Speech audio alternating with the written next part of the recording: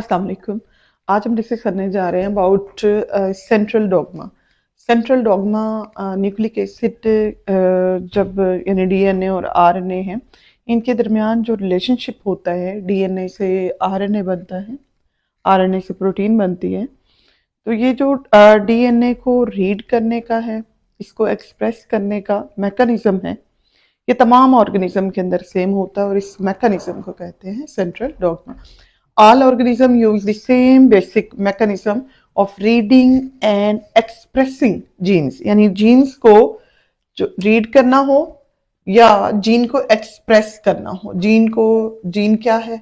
Part of DNA है, special sequence है nucleotides का, या हम कह सकते हैं ये यूनिट है हेरिडिटरी का। तो इनहेरिटेंस का, हेरिडिटरी का जो यूनिट है उसको जीन कहते हैं। स्पेशल सीक्वेंस है ये न्यूक्लियोटाइड का, या ये पार्ट है डीएनए का। तो स्पेसिफिक पार्ट ऑफ डीएनए को पढ़ना और उसे एक्सप्रेस करना। उसे पढ़ना मतलब ये कि उसके अंदर सीक्वेंस क्या लिखा हुआ है, और उसको एक्सप्रेस करना in the form of gene और in the form of RNA और in the form of protein. इस मैकेनिज्म को सेंट्रल डॉगमा कहा जाता है। सेंट्रल डॉगमा के दो स्टेप्स होते हैं बेसिकली। एक स्टेप इसमें ट्रांसक्रिप्शन है, जिसके अंदर डबल स्ट्रैंडेड डीएनए से सिंगल स्ट्रैंडेड आरएनए की फॉर्मेशन की जाती है। डबल स्ट्रैंडेड हमारे पास डीएनए हो तो इससे सिंगल स्ट्रैंडेड जो आरएनए बनता है, इस प्रोसेस को क्या कहते हैं? ट्रांसक्रिप्शन कहते हैं। First step transfer of information from DNA to RNA, यानी जो इंफॉर्मेशन डीएनए के अंदर पड़ी है उन इंफॉर्मेशन को आरएनए के अंदर ट्रांसफर किया जाएगा by copying of gene. Gene को कॉपी करना है और कॉपी करके डबल स्ट्रैंडेड डीएनए की बजाय सिंगल स्ट्रैंडेड आरएनए के अंदर इंफॉर्मेशन को ट्रांसफर करना क्या कहलाता है? ट्रांसक्रिप्शन कहलाता है। सेकंड स्टेप की बात करेंगे हम। सेकंड स्टेप कहलाता है ट्रांसलेशन। ट्रांसफर है इंफॉर्मेशन का फ्रॉम आरएनए टू प्रोटीन, यानी डीएनए से आरएनए का बनना ट्रांसक्रिप्शन था।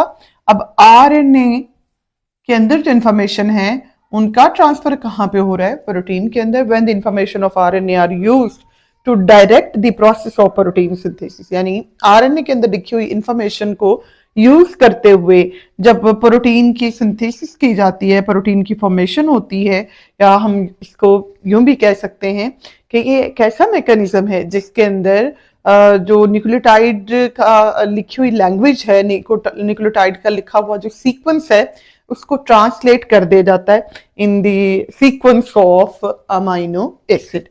तो ये प्रोसेस कहलाएगा ट्रांसलेशन। तो ये हमारे पास ओवरऑल सेंट्रल डॉगमा को रिप्रेजेंट करने के लिए दो स्टेप होते हैं। ये हमारे पास डीएनए का एक मॉलिक्यूल है, डीएनए डुप्लेक्स है। डीएनए से आरएनए का, सिंगल स्ट्रैंडेड आरएनए का जो बनना है, that will known as transcription.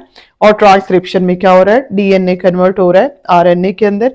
अब आरएनए के अंदर जो इंफॉर्मेशन पड़ी हुई है उन इंफॉर्मेशन को यूज करते हुए जब प्रोटीन की सिंथेसिस होती है, तो इस प्रोटीन सिंथेसिस के अमल को कहते हैं ट्रांसलेशन।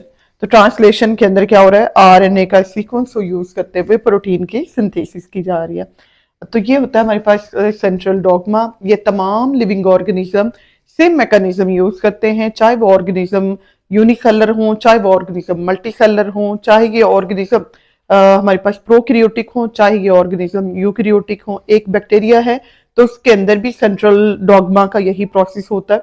और अगर कोई मोस्ट कॉम्प्लेक्स ऑर्गेनिज्म लेते हैं, मोस्ट इंटेलिजेंट ऑर्गेनिजम्स में से हम अगर स्पेसिफिकली ह्यूमन बीइंग को ले लेते हैं, तो ह्यूमन बीइंग के अंदर भी सेंट्रल डॉगमा का फिनोमेना यही होगा, इन्हीं दो स्टेप पर मुश्तमिल होगा। डीएनए से आरएनए बनाया जाएगा ट्रांसक्रिप्शन के जरिए से, और आरएनए से प्रोटीन बनाई जाएगी ट्रांसलेशन के मैकेनिज्म से। It is all about central dogma.